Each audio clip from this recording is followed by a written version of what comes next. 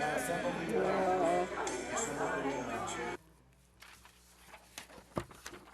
I don't have my.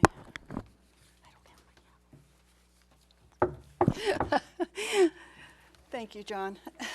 Good evening, everyone, and welcome to the Placerville City Council meeting, October 27th, 2015. Would everyone please rise for the pledge allegiance to the flag? I pledge allegiance to the flag of the United States of America and to the republic for which it stands, one nation under God, indivisible, with liberty and justice for all. Thank you. Roll call, please. Mayor Borelli, Here. Councilmember Clarici, Here. Vice Mayor Patton, Here. Councilmember Thomas, Here. Councilmember Wilkins. Here. Thank you. Announcements and presentations to the public. Do we have any? Okay. Closed session report, none. Adoption of the agenda. I'll move the agenda. Second. All those in favor? Aye. Aye. Ceremonial matters. First on the list is a proclamation in recognition of the 40th anniversary of the establishment of the Sister City program between the city of Placerville and Warabi, Japan, and the county of El Dorado. El Dorado County. Turn that around.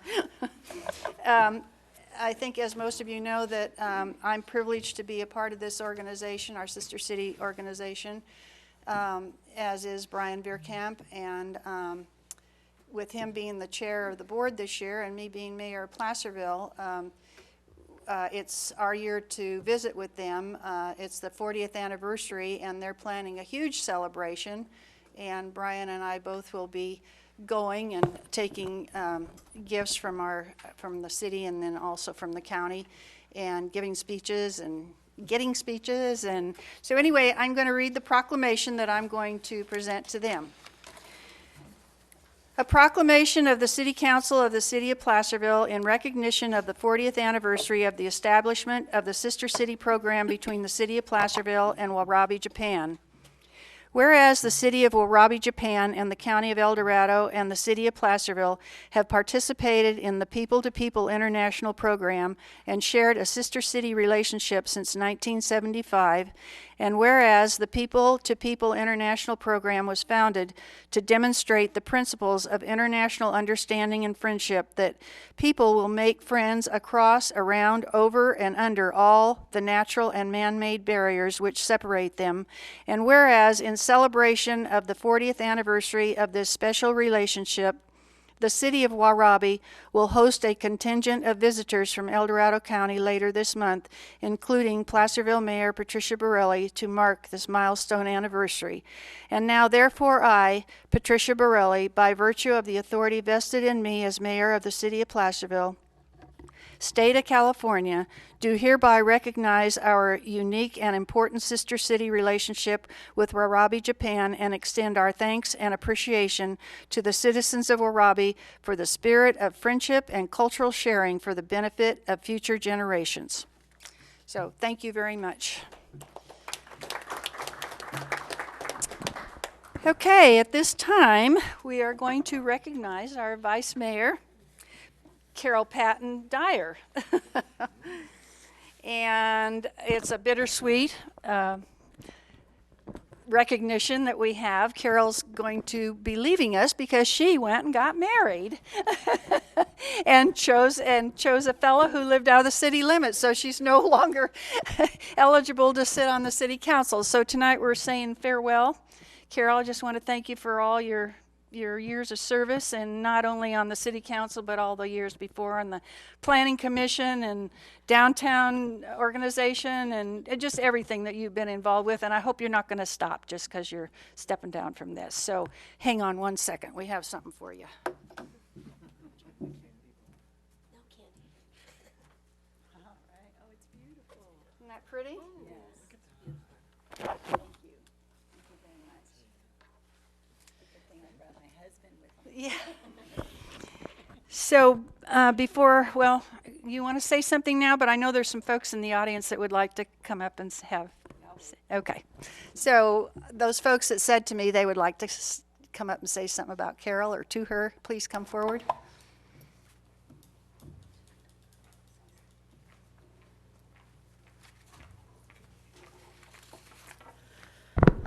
Good evening, Mayor Borelli and members of the council, and particularly Carol Patton. I've known Carol probably for 25 years. Well, I have to say my name, Kathy Lishman, sorry. I've known Carol for 25 years. We started Community Pride in 1990, and she was the first person who went to Ron Mueller and asked if she could do the Ivy House, the garden out at the street, and she planted that huge cork oak that is so big today. She is what I would call a true public servant.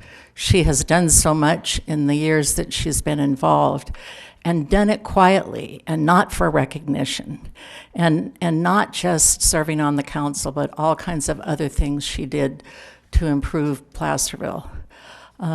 She opened the store Placerville Clothing Company, and Carol, I went in there a lot of times not to buy anything, but just talk to Carol about city issues because she had a pulse on what was going on. And even though I was on the council, I always learned something from Carol. She was appointed to the Planning Commission and served faithfully for a number of years. I don't even know how many years. See, this is my history according to Kathy. Carol's history according to Kathy. When I was on the council and there was no relationship really, I didn't feel, between the city and the downtown. There was no PDA at the time, and I kind of, in my own mind, thought that the downtown had annexed out of the city. And then there became a great working relationship, and the PDA formed, and Carol was actively involved in that. Downtown revitalization, Carol was a cheerleader for that, and she was on the revitalization committee that ended up going to a vote of the property owners and the business owners to fund the improvements, which included the street lights, the garbage cans, the benches. She was on the sign ordinance committee at least once. I'm not sure. There were 2 times that we did it, and I can't remember if she was on that. She was hugely responsible, I believe, for the hanging baskets downtown and for fundraising for those. I used to appreciate it when she came to the city council meetings when I was on the council, because I always felt that she had a lot of really valuable input. She really thinks things through, and she is going to be missed. And I have heard that they don't live that far out of the city. I think we could annex them. I would like to end with my favorite quote, which I feel really exemplifies Carol, from John Adams. Always vote for a principal, though you vote alone, and you will carry the sweet reflection that your vote is never lost. Thank you, Carol, for everything you did, and I hope you'll come to council meetings and give your opinion on issues that come forward. Thank you, Kathy. Anyone else? Please come forward. Good evening. I'm Lisa Crummett with the Placerville Downtown Association. I've known Carol for, well, as long as I've been involved with Placerville Downtown Association. I think she was on the original hiring committee. As everybody here is well aware, she was a business owner, PDA member, PDA board member, secretary, president, one of the original members of the Flower Power Committee to get the beautification of downtown with the beautiful flower baskets, like Kathy mentioned. Always a strong voice, always willing to encourage new merchants to come and be part of, Together We're Better, make Main Street something really for everyone. Even last week, she helped pass out ice for the Art and Wine Festival. So I hope you're not going to become a stranger and still be part of downtown. But most of all, what I cherish is that our friendship. And I just appreciate, and I know everyone in the Downtown Association and Placerville, and I know we're here to honor you tonight for your service with City Council. Just really a great big thank you and a big hug. Thanks. Thank you, Lisa. Next. There's the culprit that's taking her away. My name's Rick Dyer, the husband of the beautiful Carol Ann Dyer. When we first started dating, we were just dating. I mean, you know, we enjoyed each other's company, and then as our relationship progressed, we really fell in love. And when I asked Carol to marry me, and we decided we needed to set a date, I said, well, wait. Now, if we set it at that date, you've got another year, and I live 100 yards outside of city limits. And she said, you know, I'm willing to give that up for you. And I'm very thankful for that, because I really didn't want to wait another year either. So Carol does love this city. We've spoken many times about the different issues and things she would like to see done. She's a selfless person. She doesn't think about herself when she makes decisions, or she looks at facts. And she does that in our relationship too. I love you, honey. Thank you.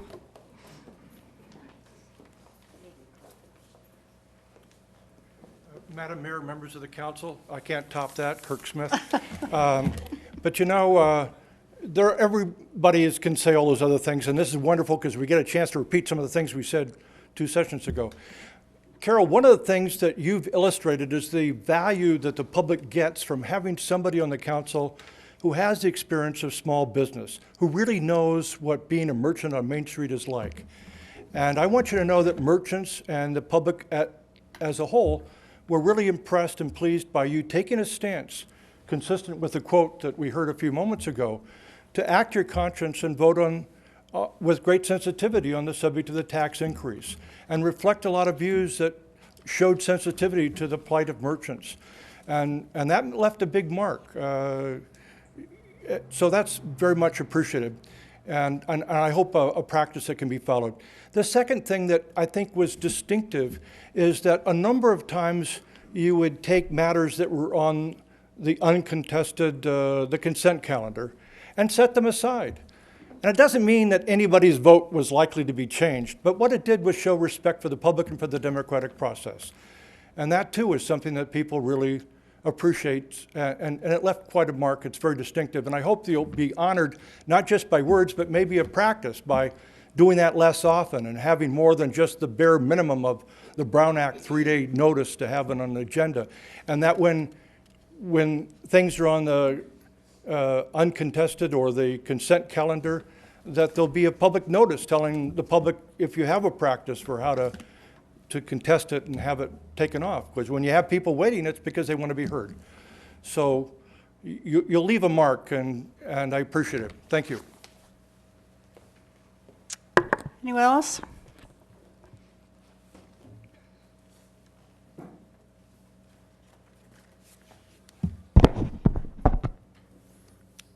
Didn't used to need these. Good evening, Mark Acuna, Placerville City resident, board member of Goldbug Development Committee. First of all, I'd like to congratulate Carol and Rick on their marriage and many, many happy years together, 100 yards outside the city limits. That can be fixed. Carol and I have had the pleasure of being involved in this city for a number of years, and I have had a real honor in being a part of watching her, really, as a previous speaker just spoke, not be afraid at all to put her concerns and her imprint, if you will, on the issues of the day, or even that have had historic differences in this community. And I will have the honor here this evening to maybe spend a minute or two on what I consider some very important time that Carol spent on the Planning Commission. And I dug up an old agenda this morning, and if you go back to that, the Planning Department was run by the late Conrad Montgomery and the infamous Steve Calfee, who would assure you that this was just a sleepy little town. Fortunately, Carol knew better, and I think maybe so do I. From those days on the Planning Commission, there was a very long trend that we always thought that Planning Commissioner was good training for City Council, and maybe the prayer previous speaker, maybe that's an example of your sensitivity because you spent a lot of time at a lot of public hearings. We can go back and look at former council members Robbie Colvin, Marion Washburn, who unfortunately isn't here this evening, she's out of town, Pierre Rivas, and the late Bob Salazar. All were what we used to jokingly say were graduates of the Planning Commission and moved up and took on the challenges that faced this city. I would say that Carol was definitely a part of bringing this community to a set of standards, and as has been mentioned before, not being afraid to step on the toes or unturn the rocks that people didn't want turned. She created a real voice for the Planning Commission and the Planning Commission coming to the City Council. It was through her suggestion that the City Council always be represented whenever there was a big development project. The Planning Commission chairman would be here. Frequently that was Carol. Sometimes it was also my role. I do distinctly remember you and I authored a minority report to the City Council on a very controversial project. And for the last several years, I mean, you just can't get a feel for what the old Planning Commission was doing. There was a lot of projects that were going on in the 90s. There were big projects. And I was part of that with her and other commissioners, and we can either hang our heads high or hang them low. Sometimes we got right, sometimes we didn't. But we can thank Carol's persistence to making sure that this city now has a residential tree ordinance. That was a huge controversial issue that was resolved, all while Carol was on the Planning Commission. The grading ordinance for residential projects. This town was wide open, and we unfortunately had the scars from projects that went literally in the middle of the night and the trees disappeared, or mountainous amounts of dirt were moved on weekends, and suddenly there was no one to answer for those things. That doesn't happen anymore. They're very clear and concise processes for everybody to follow, and Carol was very much in the middle of that entire mix and making sure that the community concerns were heard and their fears were put to rest. Landscape design. That used to be, back in the old days, something that maybe we would get around to reviewing. And I can't imagine, with some of the passion that groups come to you this on a regular basis concerned about community standards, that if it hadn't have been for Carol and her insistence that we bring back those landscaping plans so the Planning Commission could review the plant list and the native plant list and the drought resistant and the quality of the trees and making sure that we had the correct parking lot shade trees, we can laugh now because it's all automatic. It did not exist until Carol Patton helped make sure that that all happened. So I would say we struggle with it yet again, Carol. It all comes around. Is it some of the very earliest glimpses of what the Placerville look? That was all developed as part of Carol's watch on the Planning Commission. And some of those design standards today, we very much have your tenacity and stick-with-itness to thank you for making sure that we didn't forget and that the concerns were heard. I would just like to leave with some thoughts that I had as I thought about all of the years that you have given to us as a store owner and as a member of PDA and the development group. And it was certainly the community gardens. There were the flower baskets. And I do distinctly remember you telling Randy Paces, then city engineer, that they will happen and they will be irrigated. By God, they are. By God, it happens. As soon as the drought is over, they will be back. Christmas lights. And more Christmas lights. We could never have too many Christmas lights. A-board signs. Look at the look. Still an issue today. It was a huge issue. Once again, she did not faint away from the tremendous camps that were pro and con on A-board signs. Parking restrictions downtown. The Weatherstone project. That was one we got right, and that city council of that day, I think, got wrong. The only project that Steve Calfee ever came out against, I might add. Orchard Hill, Esty Estates, Cottonwood, and these were all big projects, and that's just a few of them that went through that Planning Commission. Then the one that I love is the historic oak tree at the Ivy House parking lot that Carol planted. And that I think that is quite cute that has become a historic oak tree in just so few years. And then the last thing that I thought of is in our early days when we were all enthused about trying to work together on different things, and I had access to equipment to help put up the Christmas lights, and there were always issues with the lights on the bell tower. And we would work on the bell tower lights, and we'd get them a little better, and we'd get them working, they wouldn't work. There was one particular time that we installed the bell tower lights, and they pretended, they took on a very questionable shape. And we immediately had to go and fix the bell tower lights. Carol said, Mark, do you know what the bell tower looks like? You know what my kids are telling me the bell tower looks like? Yes, Carol, I went by and I'll get the truck this weekend and we'll get that fixed. Carol, thank you very much for giving so much of yourself, your life, and your spirit and your heart to this city. And it has been a real pleasure to knowing you, and I look forward to being good friends with you and Rick from now on. Thanks, Mark. You bring up a lot of memories.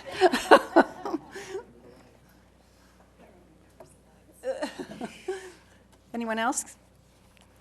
Okay, with that, I'll bring it back to Carol.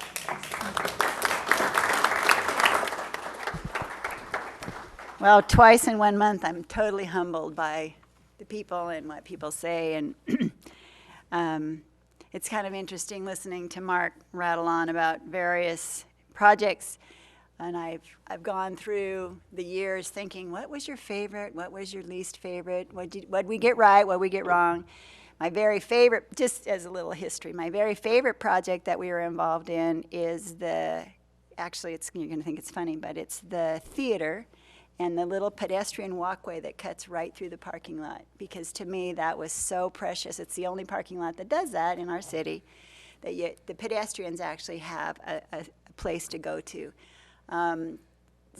Lisa talked about the PDA when we opened Placerville Clothing in 1993.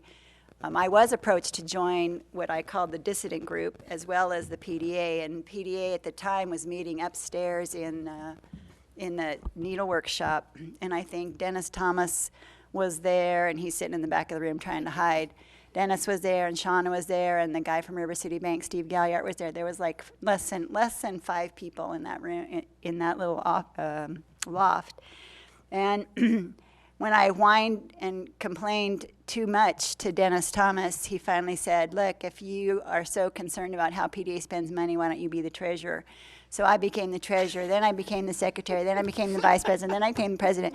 And I mean, it was like the same group kind of, we just kind of helped each other along. And eventually when when I left PDA, the budget had grown from $20,000 a year to like, I don't even know today, Lisa, what you guys run in the budget, but it's phenomenally different than when it was because of that inclusionary attitude. Let's bring in more, instead of being exclusionary and saying, oh no, I'm going to have only my best friends on this. And it's kind of like the city. If you only have a few people, you can't get nearly as much done as when you have a multitude. It takes a whole community. And I've said over the years lots of times, if normal people would just be involved, more normal people, then you really wouldn't have extremes, because all of a sudden everybody becomes kind of part of the solution. Instead of 3 people over here yelling and screaming and 3 people over here, you have 30 people inside, and it just quiets this chasm between these groups, these camps. So my hope is that over the years, obviously I'm not going to go away, and I do have a very big mouth. And I would like to get back involved at least in the flower baskets. I don't know about too much more, but I'd like to get back involved in the flower baskets and get them back. But I am very excited to take on a new role with a man that I'm very excited to live with, and hopefully to stay involved in the city business as much as possible, as much as he lets me. Good. Anyways, and I sure appreciate the friendships I've made up here, and I wish you all the best. Thank you.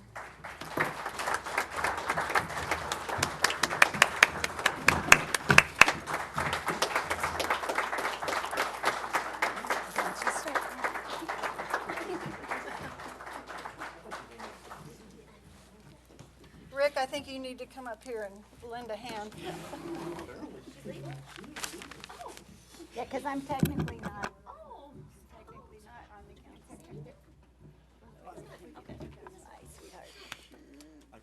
Yeah, that would be good.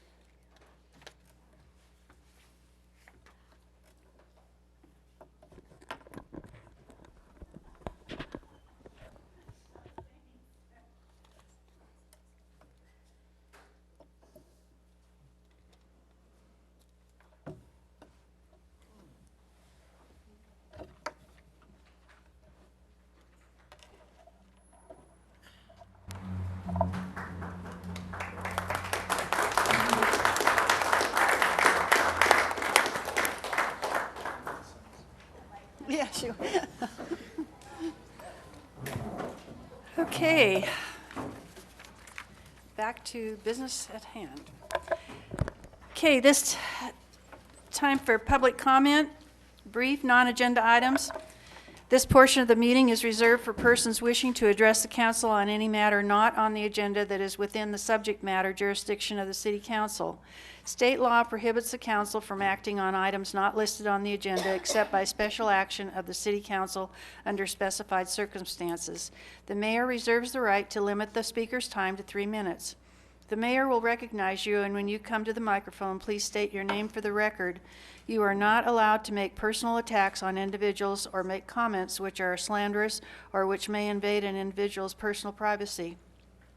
The speakers are limited to 3 minutes. State law prohibits the council from acting on items not listed on the agenda except by special action of the city council under specified circumstances. Please give any written material presented at the meeting to our city clerk for the public record. At this time, do we have any written communication? None tonight. Okay, I'll open it up for oral communication. Anyone from the audience care to come forward and address the council?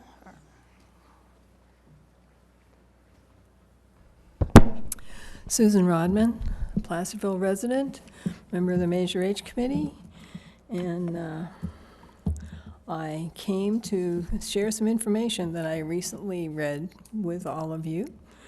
And the title of this article is, "Why Are You Not Dead Yet?" And the conclusion is the most important difference between the world today and 150 years ago is not airplane flight, nuclear weapons, or the internet. It's lifespan. We used to live 35 to 40 years on the average in the United States. Now we live almost 80. So, why are you not dead yet? How did we go from the miseries of the past to our current expectation of long and healthy lives? Most people credit medical advances, says David Jones, medical historian at Harvard, but most historians would not. One reason, the timing. Most of the effective medical treatments we recognize as saving our lives today have been available only since World War II. But the steepest increase in life expectancy occurred from the late 1800s to the mid-1900s, before World War II. So what do we give the credit to then? In 1854, mid-1800s, physician John Snow traced a cholera outbreak in London to a water pump next to a leaky sewer. Oh, does this sound a little bit familiar? Subsequently, some of the biggest public works projects of the late 1900s involved separating clean water from dirty water. Finally understanding that sewage and drinking water needed to be completely separated, Chicago built a drainage canal that in 1900 reversed the flow of the Chicago River. Then the city sent its sewage into the Mississippi watershed and continued getting its drinking water from Lake Michigan. The job of cleaning up the water supply was hard, but the payoff was enormous. Some historians attribute 1/2 of the overall reduction in mortality, 2/3 of the reduction in child mortality, and 3/4 of the reduction in infant mortality in the United States to clean water, making it possibly the biggest lifesaver in history. The lesson is clear for Placerville. Our water and sewer systems need to be job one. The biggest lifesaver in history may be clean water, responsible for over 1/2 of the overall reduction in mortality. So why are we not dead yet? Thank you, Sue. Anyone else?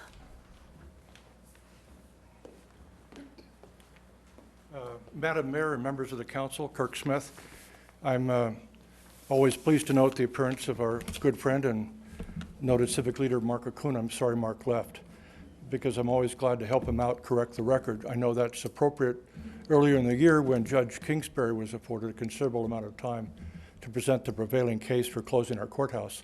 I followed with my comments and then in effect a surrebuttal with Mark noting that Judge Kingsbury had been on the case for 19 years before sardonically noting that it's not like somebody who'd been in Washington, D.C. or out of town, close quote. So I'm pleased to let you know that working in the nation's capital, I made frequent trips back home at up to 6 to 12 times a year, which exceeds the number of times Tom McClintock makes the same route. I've never heard him, even though he is originally from New York and doesn't live in his congressional district, I haven't heard his views challenged because he's geographically challenged. More important, I was here to speak before this body for the first time in 1963, I'm very proud to say, which predates the arrival to this community of Judge Kingsbury, Mark Acuna, Carl Hagan, and a whole host of other people who spoke that night. Much more of greater relevance is that I was here in 1965 to read the headline of the Mountain Democrat about a report from a grand jury that proposed tearing the courthouse to the ground and replacing it with one on Forney Road. That was 1965, and there was a tremendous amount of outrage. So when a mayor told me a number of times in this room that I was too late for the party, meaning it was a done deal or already decided, I know from having read those articles then and many times since that that's not the case. I have a set of documents, one for Mark and one for the clerk.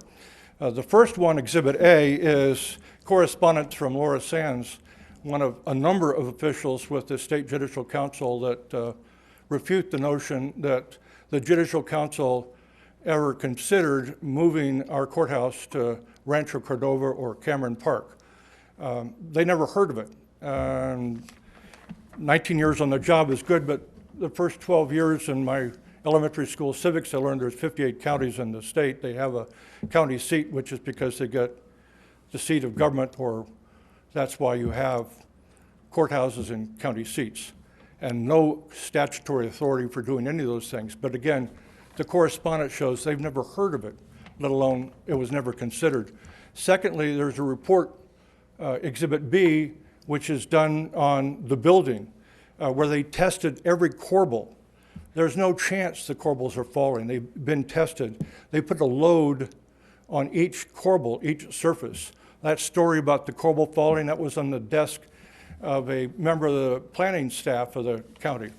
I know I only have 3 minutes. I appreciate you keeping time, but that's the exhibit, because I know that people sometimes absorb information much differently when they read it instead of hearing it. Thank you, Kurt. I am going to correct you on one thing. Wendy and I went down to San Francisco with Judge Kingsbury, and she brought one of the corbels that had fallen on the ground. So I do know that a couple of them at least fell. Nobody. She didn't go up there and take it off, so I am going to correct you on that because I saw the corbel. Nobody, Madam Mayor, disputes that the corbels fell. Nobody disputes that the building had earthquake problems. The fact is that that corbel that she had fell years ago, and that there was an expensive study done to ensure that wouldn't happen again. Okay, I That's just much wanted to different, make isn't it it? clear, though, that the corbels did fall. Okay, anyone else? Seeing no one, I'll bring it back to the council. Now it's consent calendar. All matters listed under the consent calendar are considered routine and will be enacted by one motion by roll call vote unless any member of the council wishes to remove an item for discussion. The reading of the full text of all resolutions will be waived unless a council member requests otherwise. Do I have any requests? I'll move the consent calendar. Second. Would anyone in the audience care to comment on anything on the consent calendar? Okay, I have a motion and a second. Roll call, please. Mayor Borelli, Aye. Councilmember Clarici, Aye. Councilmember Thomas, Aye. Councilmember Wilkins. Aye. Okay, no items pulled from the consent calendar. Ordinances. 10.1, first reading of an ordinance amending Title 9, Chapter 3, Section 8, restricted parking to the municipal code modifying parking restrictions on Arizona Way. Mr. Rivas or Rebecca? Good evening, Mayor Borelli, members of the council. Just wanted to introduce and proceed with waiving the first reading of an ordinance amending Title IX, Chapter 3, Section 8, restricted parking to the city code to modify parking restrictions on Arizona Way. Staff has identified Arizona Way as needing a parking restriction along its length. The current width of the street is, from curb to curb, is 27 feet wide.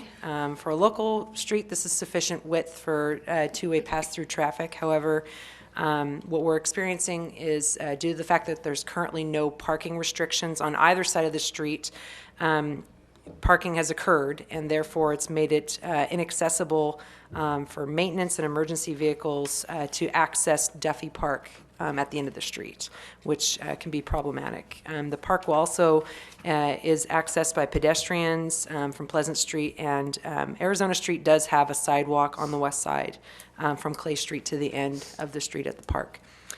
Staff has observed the parking on the street by the adjacent apartment complex, and it makes it difficult, if not impossible at times, for maintenance vehicles and emergency vehicles to access the park should there be an incident. For this reason, we are requesting that parking be restricted to only one side of the street, which would still allow at least one directional pass-through traffic down to the park safely for emergency vehicles. City Ordinance Title IX, Chapter 3, Section 8, restricted parking does not have this restriction currently. And so staff is recommending amending the current restriction to include parking restrictions on the east side of Arizona from Clay Street intersection north to the entire length of the road, which is approximately 300 linear feet. There is no sidewalk access, and that's currently the side where there is no sidewalk access, and staff would recommend that the curb be painted red. Parking would still be allowed on the west side of Arizona Way where there is where there is existing 4-foot sidewalk, making it a little bit more accessible for pedestrians and user-friendly for those who park there. The costs and the budget for this would be minimal, and staff's recommendation, as I mentioned, is to introduce and waive the first reading of the ordinance amending Title IX, Chapter 3, Section 8, restricted parking to the city code, modifying the parking restrictions on Arizona Way. With that recommendation, that concludes staff report, and I'm happy to answer any questions you may have. Questions? Nope. I have one, Rebecca. I drove up there the other day, and boy, I see what Yes, ma'am. I did drive up there the other day, and it's really heavily congested. tight. So what I'm wondering is, when you take those folks off, where are they going to park? Are we moving them to someplace else where it's going to cause a problem, or? It's basically, they won't be parking there. They'll be dispersed up on the street, up on the higher level, which has a more roadway width. So are most of those cars, do they belong to the folks who live up in the Yes. apartments Yes. up there? Yes. And they have adequate parking? They do. They're just, it's a little bit easier for them to park on Arizona. Oh, I see. Okay. Okay. I was just thinking, are we going to create another situation? So, okay. Anyone in the audience have care to come forward with comments, questions? Seeing no one, I'll bring it back to council. I move that we introduce and waive the first reading of an ordinance amending Title IX, Chapter 3, Section 8, to the city code and on Arizona Way. I'll second that. Okay, I have a motion and a second. All in favor? Aye. Okay. Public hearings, there's none scheduled. Discussion, action items. Adopt a resolution authorizing city staff to release contract documents for bidding of the Madrone and Giovanni lift stations. I don't know who's going to take, is it Rebecca? I'm just going to keep smiling at you guys. You know, if they put your name here, or if I keep calling on Pierre and it's you, so. Well, Pierre is gracious enough to let me. Okay. So, I just wanted to give you guys a little bit of background. The Madrone and Giovanni lift stations have kind of been a bit of a challenge for us, and they've been in service since the 1970s, which is quite a long time for a lift station, and they've done well in that regard, but now they've essentially surpassed their expected service life, and they are in need of replacement. We have been chipping away at this since the early 2000s, and after budgetary constraints, we were forced to shelve the project for a time, but we internally were making efforts to progress this, the plans and the specs for the project. And then once we kind of got to a point where a scope could be defined to replace each lift station. We did bring forth at the regular scheduled meeting on December 9th of 2014 a consultant services agreement with Domenicelli and Associates for the design services and the final production of the bid packages for Madrone and Giovanni lift stations, along with a right-of-way contract with Mr. Terrence Barber for a public utility access road and sewer easement to the Giovanni lift station. Since that time, since December, we've been working on final design and providing direction to the design team that allows for completion of plan specs and estimate, and which are now ready for bidding. The intention is that we would release these bid documents to be bid within the next month or so, with the hopes that we could mobilize a contractor in prior to onset of heavy rains. It does get to be quite problematic at those lift stations during heavy rains. However, in the development of the plans and specs and estimate, we did do cost estimates. The estimated cost of construction to replace the lift stations, which is needed, is approximately $470,000 each. It's very costly. They're right down to the wet wells need to be replaced. It's pretty intricate. All the electronics need to be replaced and updated. And we're not even putting in the Mercedes, we're putting in the Ford, you know.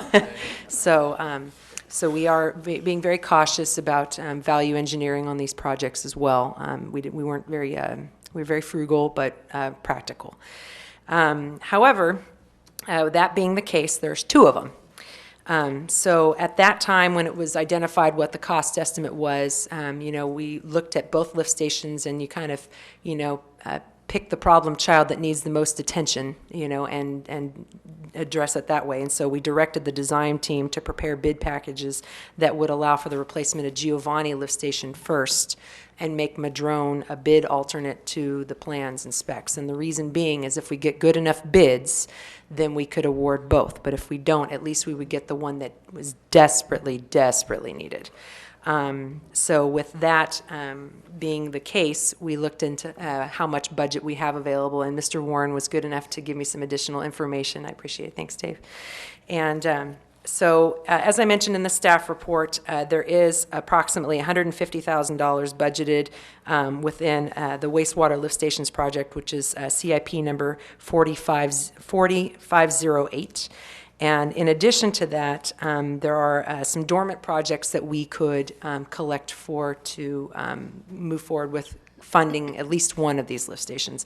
Those include the collection system I&I reduction, which is capital improvement project 40405, tunnel street sewer lining project, which is capital improvement project 40406, and as I mentioned, and the wastewater collection system rehabilitation strategic master plan, which is CIP number 40410.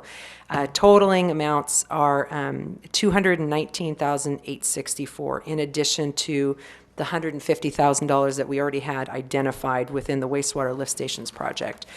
In addition to that, as part of the adopted fiscal year 2015-2016 Sewer Enterprise Fund contingency does have a balance of approximately $130,000. The remaining money that would be needed to fund the $470,000 is approximately $100,000. $100,136 is the exact amount. So we have, just to summarize, we have $150,000 from the wastewater lift station rehabilitation project. We have $219,864 from dormant CIP projects. And we have sewer enterprise fund contingency for unforeseen expenditures in the amount of $136,000. That totals the $470,000. So as far as that, you know, like I mentioned, we do have to let this out to bid, see what the prices come in, and then see what we could award. But, you know, we'd have to defer. If it doesn't come in favorable, we would have to defer the construction of the second lift station to potentially a year, maybe more. But that's something that we need to look at that time following the bids. You know, it's all guesswork at this point if we don't get the bids in right. But with that, I just wanted to just kind of give you guys a little bit history on that. And our options currently is we could do nothing and risk what could potentially be an imminent threat to the environment, public health, and safety and welfare by a lift station failure, or we can proceed as recommended. The cost is negligible to let the plans and specs out to bid. And as such, I'm recommending that we adopt a resolution authorizing city staff to release the contract documents for bidding of the Madrone and Giovanni lift stations, capital improvement project number 40330. And with that, that concludes my report. And if you have any questions, I'm happy to answer. Thank you. Questions? Wendy? Thanks, Rebecca. I do have a question for you. For those of us that aren't engineers and maybe some folks listening at home, can you briefly explain what exactly a lift station does and what is the imminent threat to public health and safety should we not have the money for this or find the money for both of them? So dummy this down for me. Gladly. Well, as you take a look around town and see our beautiful terrain, we have a lot of hills. And sewer is typically served through gravity. Once you get to the bottom of a hill, the purpose of a lift station is to pump that sewage up the hill and back down on the other side to where then it could make it to the wastewater treatment plant and be processed. If you don't, what you end up with is a giant pool of sewage. Sorry to be so descriptive. And with the rains, with the excess water flooding Correct. the sewer systems or the Yes, water, I&I. that Yes. could be a huge challenge. Correct. So when the rains come, generally speaking, water gets infiltrated into the system more heavily. It boosts up the amount of fluids, and therefore. So why does that happen? I mean, explain it. There's a combination of reasons. So too much rainwater then infiltrates? Yeah, it percolates into the ground. The pipe is in the ground. You know, you have root intrusion, so roots are kind of getting in there. It's maybe not sealed at the joints 100%. You know, I mean, there's a combination of reasons. There's, just water gets collected and just gets distributed into the sewer system in general. So I mean, there's a combination of reasons, but essentially the quantity of water goes up. So there are pipes down at the bottom that force that. Yes, the pipes come down the hill where the lift station. I'm sorry, pumps that pump it back. Yes, so the pipes come down a hill. They enter into a wet well, kind of shaped about like yay. And then there's a pump at the bottom that then pumps it and turns it into what is a force-fed system. It's no longer a gravity system. It's like a water system where it's pressurized. Okay, and I understand all that. But what I didn't understand is, are you having to replace the pumps? Is that what's failing? Or are you having to do you're saying the lift station, so. It's all of it. The whole thing, the pipes, There's the pumps. holes in the wet well. The pumps fail. We actually had to just replace and rebuild a couple of them, to kind of limp them along. They're old pumps. It's been in service since about the 70s. It's the electronics to run the pump, because if they need servicing, you have to be able to turn them on and off. And then it's also, more so than anything, it's the mechanism for which you can access this well, being that there's a lift arm, there's some chain mechanisms that basically can pull the pump out. As it stands right now, Giovanni requires a backhoe to be driven down this little dirt path, and it's currently in this little shack, and we have to chain on the end of a backhoe and try pulling the pump out. We can't even safely get anybody physically in there to access it. Wow. And what about the Madrone? So it's not in as worse a shape as the Correct. Giovanni? It's more accessible. Okay. It doesn't need as much work as Giovanni, but it does. Both pump stations are inadequate as far as the electronics go, and they're. Oh, sorry. So no, I'm sorry. If bids come back where we can't fix both of them right now, do you anticipate the necessary repairs on Madrone to be sizable until we can get that funded? Or, I mean, is it such a need that, we need to find the money to fix both of them now? It's not as imminent as Giovanni. Okay. But if something, I mean, certainly there is running the risk of needing repairs and replacement as we come We'd along have to through the address that winter. later Yes, if that exactly. need Cross the bridge when it arises. comes to, it's in better shape than Giovanni. Okay. It's better, it's more accessible. Okay. But it does need some repair work. Okay. Well, thanks for giving me a Sure. clearer picture of that. Thank you. Yes, ma'am. Thank you. John, Tricia? That was Are you educated now? Okay. Do you have like a schematic of one of these things? Like just some drawings of one that we I could doodle send one around? up for you if you want. Well, yeah, just some. I'm curious just to kind of see kind of what the bits look like in a cross section or something. I don't have them currently Not with with me. you, no, Oh, I know. but I can certainly make them available. Great. Yeah. If you could just email it, that'd be great. Absolutely. Thank you. Sure. Okay, anyone in the audience care to come forward with questions or comments?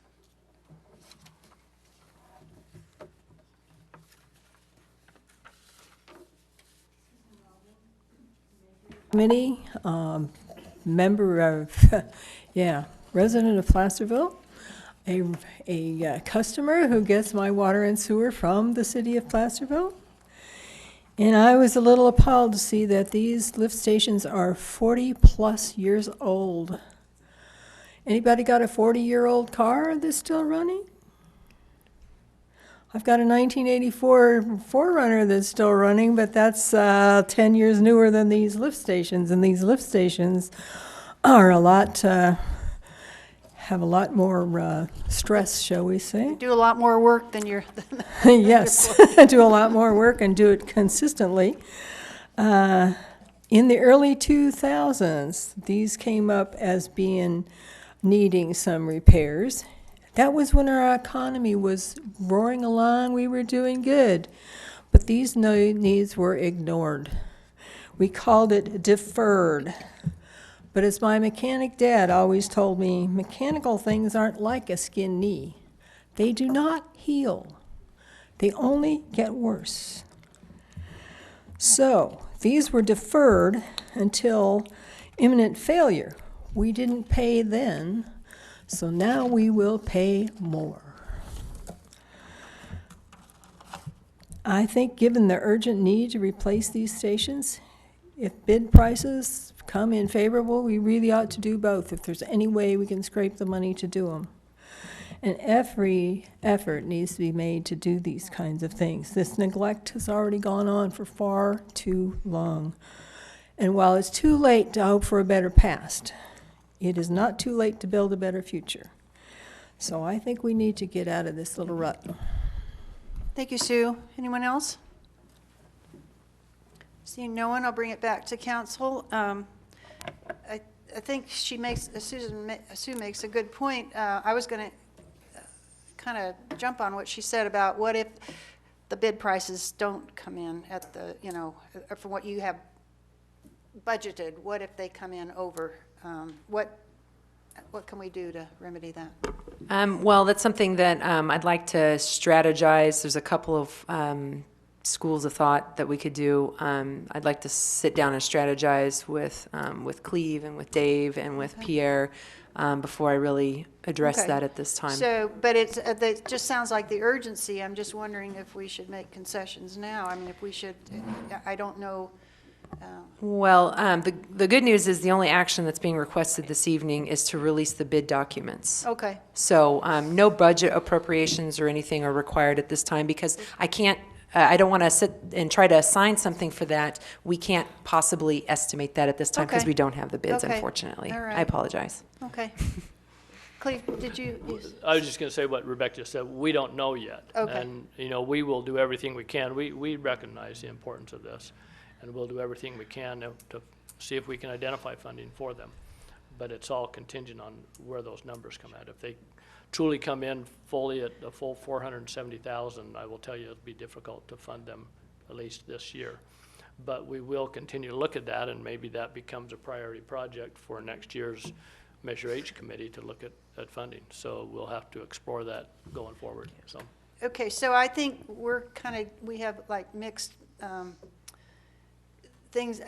at least in my mind, what's happening is I thought this was a real urgent affair, and you're saying now we might go to next year. I thought it was something that had to be done like tomorrow. Well, as Rebecca said, the Giovanni lift station, we do need to get We done do as need soon to, as possible. so that's why- The Madrone lift station could wait. Okay, So once we get the bids back, we'll look at that, and we think we can fund one of the stations if they come in at that full price of $470,000 each.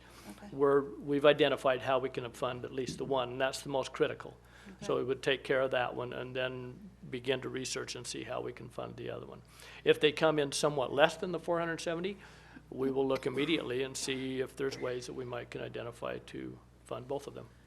Okay, so I think what I'm looking for is, I know how long it takes for these, you know, because everything has to be approved, has to be, you know, noticed, da-da-da-da-da-da-da. And so would there be, and I don't know about anybody else, but I've got El Nino on my mind, and I keep thinking we're going to have these, you know, really tremendous storms, and I'm thinking, you know, maybe this is something we need to address, and can we do like an emergency meeting or something like that, or is it something? Well, we've got to wait for the bids to come in. Right. So we can't do anything until that happens. And how So- long is that period? Do you know where that's set at, Rebecca? We're planning on releasing the documents in 2 weeks or less. I wasn't going to provide a notice to bidders to the Mountain Democrat until, obviously, I was given permission. So we do need to do that. You have to, there's, in the public contract code, there is an allocated amount of time frame that bids and projects have to be advertised. We have to follow that. And so we could release the bid documents probably in about 2 weeks. And I wouldn't hold it any less than 3 weeks. I'd probably go to 4. Because that way we can, we're going to solicit, contracting companies that we know that do this kind of work, in addition to obviously making this available as a public bid, but try to really gain interest in folks bidding on this job. The more bidders you have, generally speaking, you usually get better bid prices. They're more competitive. Right. I want to emphasize, and Rebecca, maybe you can help me with this, but Sure. the lift station is working right now. Correct. It's not like We just we're rebuilt out one of there. the pumps. It's just that it definitely needs to be replaced. Right. And, worst case scenario, we may not get this done before El Nino hits, Right. if El Nino hits. And in that case, we'll have to continue to work with this to get through the wet season. Okay, in my mind, it was like it's gonna, I mean, it's, gonna break down next Tomorrow. week or something, yeah. And Well, I, it not, could, not but we any, hope it not doesn't. any, well, I know. Cross your it- fingers. You can only rebuild something so much, Yeah. 40 Right. years old, it's just kind of, Right. so, anyway. For the good news, though, I have to say, it is an old lift. They are old lift stations, but we've been very fortunate. They have surpassed their service life quite well. So try to look at the bright side on that. Don't say anything. Knock on some wood. Okay, any more comments, questions from council? Okay, I'll move we adopt resolution authorizing city staff to release contract documents for bidding of the Madrone and Giovanni lift stations. Second? okay, I have a motion and a second. All in favor? Aye. Thank you. Okay, at this time, we have election of a vice mayor. Mrs. Zito. Thank you, Madam Mayor. As you know, normally the council selects its mayor and vice mayor, normally in odd number years or non-election years in December, and then in election years or even years is dependent upon when we can certify the election and when we can seat a new council.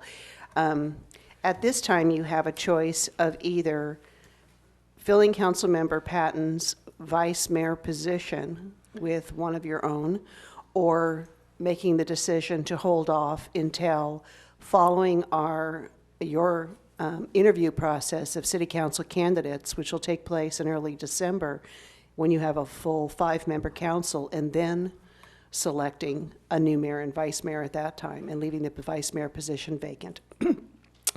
So there's 2 decisions to be made. Do you want to leave it vacant for 2 meetings in November and possibly 1 in December? Or do you want to fill tonight? And if so, then the mayor would call for nominations, and we would take a poll vote, well, nominations in second, and we'd take a poll vote to see if one council member received a majority vote. If, since there are 4 of you, we have two candidates and each of you get 2 votes, then it has to be done by a toss of dice, a flip of a coin, a selection of straws. It has to be a game of chance that determines. Just as you would in a runoff election if you have 2 candidates with exactly the same votes, it has to be done by a game of chance. I didn't bring dice with me tonight, but I could probably dig up a quarter if we had to. But it's up to you if you decide to go forward, and that would be your discussion. Do you want to select a vice mayor for the next 3 meetings, or hold off until you would do your normal election of mayor and vice mayor? Okay. My opinion is 3 more meetings, why we don't wait till we get a new person on here to help us out, but that's just my opinion. For 3 meetings, I don't know whether we want to flip coins or whatever we're going to do. Go ahead. Go ahead. I don't know. I think we could go ahead and do this. I don't see any reason not to. I mean, I don't know who the 5th person's going to be, Right. but I don't know if we're going to make a mayor or vice mayor. And, Oh, I just think it's just giving them Oh. the chance to vote, Oh. since they will be a council member. Okay. That's what that was my Oh, okay. thought.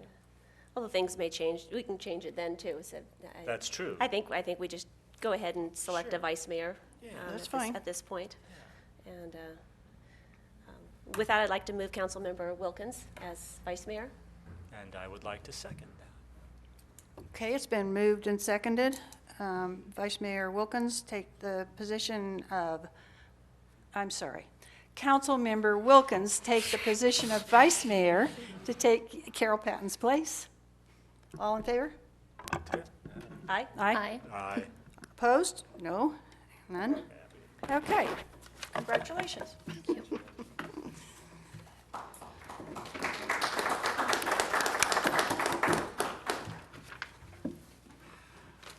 Okay. Council reports from other agency meetings. Transit, We have not had a meeting. Transportation, Not had a meeting. LAFCO, I'm assuming we haven't had a meeting.